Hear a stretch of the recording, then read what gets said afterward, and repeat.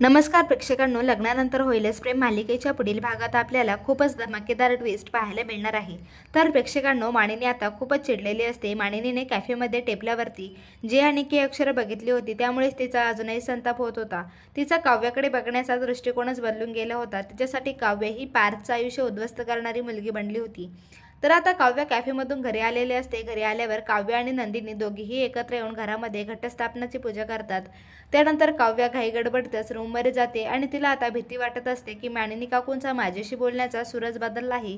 त्या अचानक त्या कॅफेमध्ये कशा आल्या असेल आणि तो कॅफे त्या सुनीताचा आहे, तर नक्कीच तिने मला आणि जीवाला एकत्र बघितलं असेल आणि त्या दिवशीही रस्त्यावर तिनेच आम्हाला एकत्र बघितले असेल आणि तिनेच मानिनी काकूंना सांगितलं। त्यामुळेच मानिनी काकूंनी मला येऊन डायरेक्टली विचारलं।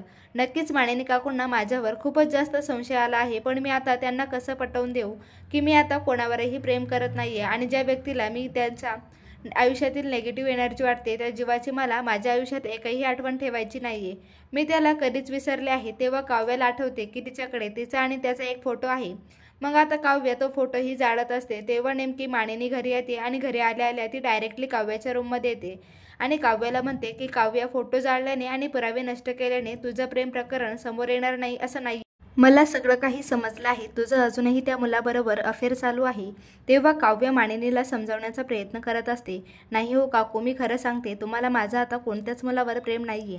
मी तुमच्याशी खोटं बोलत नाहीये। तेव्हा मानिनी चिडून काव्याच्या सनकन कानाखाली मारते आणि काव्याला म्हणते, तुला लाज नाही वाटत का? इतकं सगळं होऊ नये तू अजूनही माझ्याशी खोटं बोलतेस। मला माहिती आहे त्या मुलाचे नाव जे वरून आहे। त्या कॅफेमध्ये तुमच्या नावाचे अक्षरही आहेत। आता तरी मला खरं सांग काव्य। पण आता काव्य काहीच बोलू शकत नव्हती, कारण ती जीवाचं नाव काही झालं तरी मानिनी समोर घेऊ शकत नव्हती। त्यामुळे काव्य शांत राहते, पण मानिनीला काव्याला शांत बघून असं वाटतं की काव्याने नक्कीच चूक केली आहे। त्यामुळेच काव्य शांत आहे, नाहीतर काव्य ही शांत राहणाऱ्यातली अजिबात नाहीये। त्यामुळे मानिनीला अजूनच राग येतो आणि तिला वाटतं खरंच काव्याचं अजूनही अफेअर चालू आहे। त्यामुळेच काव्य काही बोलत नाहीये। आता मानिनी काव्याची बॅग पॅक करते आणि काव्याला म्हणते, मला तुला माझ्या डोळ्यासमोर एक क्षणही बघायचं नाहीये। तुला बघितलं तर माझा संताप होतो। तू पहिले माझ्या घरातून चालती हो। असं म्हणत मानिनी काव्याला घराबाहेर काढतच असते। तेव्हाच बाहेरून पार्थ येत असतो। तेव्हा पार्थ काव्याला बघतो आणि मानिनीला विचारू लागतो, काय झालं गाई, तू असं का बोलतेस त्यांना आणि तू त्यांना घराबाहेर का काढत आहेस? नक्की झालं काय आहे? तुझी तर त्या लाडाची सून आहे ना, मग तू असं का वागतेस? तेव्हा मानिनी म्हणते, ही माझी लाडाची होती, पण तिने असे काही गुण उधळले आहे की ती आता मला माझ्या डोळ्यासमोरही नकोशी झाली आहे। तेव्हा पार्थ म्हणतो, मला समजेल असं बोलशील का?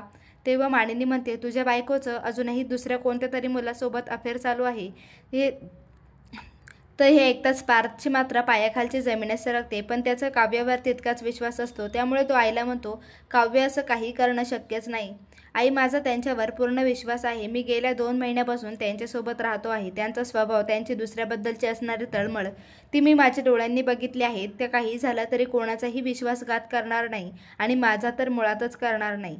तुझा नक्कीच काहीतरी गैरसमज झाला आहे आणि असा छोट्याशा गैरसमजामुळे असे टोकाचे पाऊल उचलणे मला तरी बरोबर वाटत नाही। काव्य कुठेही जाणार नाही। मानिनी म्हणते, मला त्या मुलीला माझ्या डोळ्यासमोर बघायचे नाहीये। तेव्हा पार्थ म्हणतो, पण आई, ती माझी बायको आहे आणि मी तिला या घरातून बाहेर जाऊ देणार नाही। तेव्हा मानिनी आता काव्य पार्थच्या पुढे काही बोलत नाही आणि तिथून रागातच निघून जाते। तेव्हा पार्थ काव्याला पुन्हा घरात घेऊन जातो। काव्य पार्थकडे बघतच असते। इतकं काही झालं तरी त्यांचा माझ्यावरील विश्वास थोडासाही ढळला नाही। याचं खरंच पार्थ किती चांगले आहे। तर प्रेक्षकांनो, मालिकेत येणारा हा जबरदस्त ट्विस्ट पाहायला तुम्हाला आवडेल का? कमेंट करून नक्की सांगा आणि चॅनलला सबस्क्राईब